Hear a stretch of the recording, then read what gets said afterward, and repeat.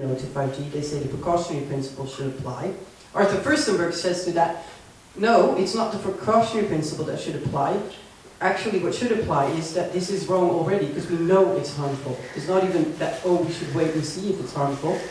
No, we know it's harmful, so that's how far he goes. But regardless, we need to stop, and we need it now. And this council should dare stand up as well. Sadly, they're not, because, as you know, they're kind of together with the government.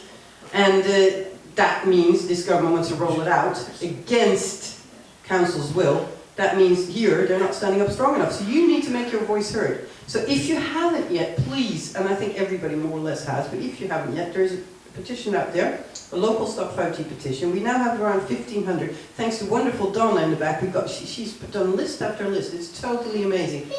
We've got that, but we actually need 2,500 to get all the way into council chamber, because that's how we get a discussion. Now we had a demo outside council chamber. We were about 6 people.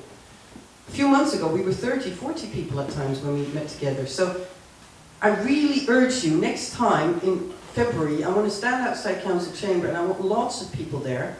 And I want 2,500 signatures. And that's when we need 1,000 more. So if you haven't signed it, please do. If you want to, then please share it online as much as you can. I don't have that many lists. I think I have 1 spare list, typically. So I should have planned a bit more. But you can always ask me, you can meet up with me, you can get a list if so, if not else. Because we really need to work on this. That's number 1. If you haven't signed the Stop 5G or the 5G Space Appeal, the global appeal, please do. And please share further, because it's still live. It's not, he hasn't closed it. But governments all over the globe will now, or have already, some of them, received this petition. In Scotland, they're going to deliver it. We've delivered it in London. Well, I didn't, but friends of mine. And that's the whole point, that this period, everybody all across the globe. And this is one thing that has been criticized as well, strangely enough, that it's a hijack. Why should we do it all over the globe? But that's the whole point, I thought, because it's a global appeal. So please encourage, if you know someone in another country, them to contact their prime minister or whoever and hand it over. So that's number 2, if you haven't done that. The other thing is contact your MP. That's really, we need to go through him again, because we cannot give up. That's really important. And also, please, next time we have a local event, it's really important to get everybody to come. So please help me, because I really try to get people to come, and I'm so glad you're here. But we should have really big crowds, because this is so important, and people don't realize this, because we're sleepwalking into some kind of automation and gadgetification.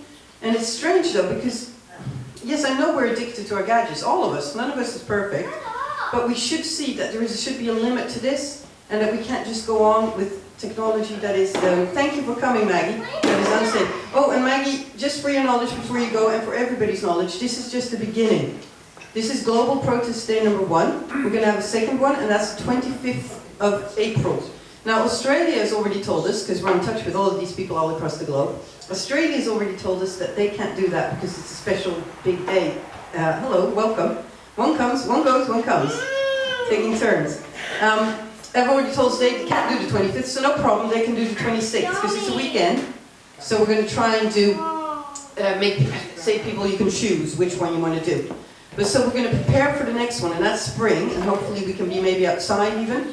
Depending on the weather, of course, this is the UK. So it's really, really important that we realize that this needs to keep going. So if you could all please already start telling people the 25th or 26th, if they prefer, of April, in the spring, we're going to have another Global 5G Protest Day. In the meantime, we've asked people to collate pictures and videos of their events. That's why I've been taking pictures so avidly here. And I'm going to ask you in a little while if you could all sit in the same place, so I can make a real cool picture for the media. Hopefully it will come to the media, but if not else, bye Maggie, see you, thanks for coming. If not else, it's going to be on Stop 5G International website and on the Global Protest Facebook site. So have a look if you can, if you haven't yet, the Stop 5G International website. It's www.stop5ginternational.org, quite simple. stop5ginternational.org. It has lots of material on there, as well as all the list, and I promise you, it's not Soros funded or UN or into eugenics or any of that nonsense which they say. It really are lies, and they are defamation, and they really have harmed so many people. I'm really upset about that. But on the positive, it's a great site. Go on there, and we're going to collate the pictures and the videos. We're going to make collages and send them to the media, because it's really hard to get this in the media, as you know. I was on radio, BBC Radio Solent this morning. They sent it out in their bulletins, so that's great. It came to local BBC. We've also been, believe it or not, in the Daily Star. But I couldn't find the article because I just saw girls with naked boobs and all that. So, you know, I'm afraid it's all right perhaps or so, but I didn't think you want to wade through that. But somewhere in the, amongst those pictures should be an article about 5G. And we really did our best to give them the facts. Sadly, it's only the tabloid rags, if you like, who are as yet writing about this. The Daily Mail did it, but not the Guardian, not the Telegraph, not the Times, because they're funded by the telecom industry. It's scary. The Guardian is into climate emergency, but it doesn't do this because they cannot see, or they don't care, or because money comes from the telecom industry. And that's wrong. We need environment emergency, we need holistic action based on joined up thinking. And that really needs to feature through also to XR Rebellion. We need to work with XR Rebellion. I don't believe in this, one does one thing and one does the other. We need to do it together. And we need to do it all now, because otherwise we'll just replace fossil pollution with electromagnetic radiation pollution, which we're busy doing at the moment. And that's not smart, it's stupid. We need to be wise. I'll stop now, because I'm going on and on. And Henriette is going to Julian Assange. There's a candlelit vigil there from 4, as I said. We might join you a bit later. Jack is angry as well about Assange being incarcerated against his will that way. That's horrible, really. So that's going on, but we're going to have some great music, and there, hip hooray, the family is coming, yes, and more children, excellent, welcome, welcome.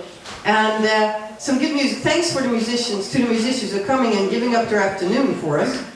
And you know what, this is really going to go all the way. We are going to stop 5G, but we have to believe it, we have to see it, and we have to encourage other people to understand how important and essential this is.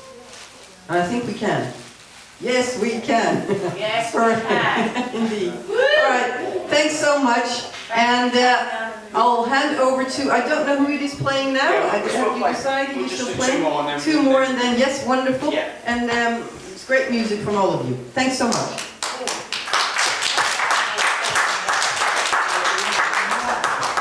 Well done, Sam.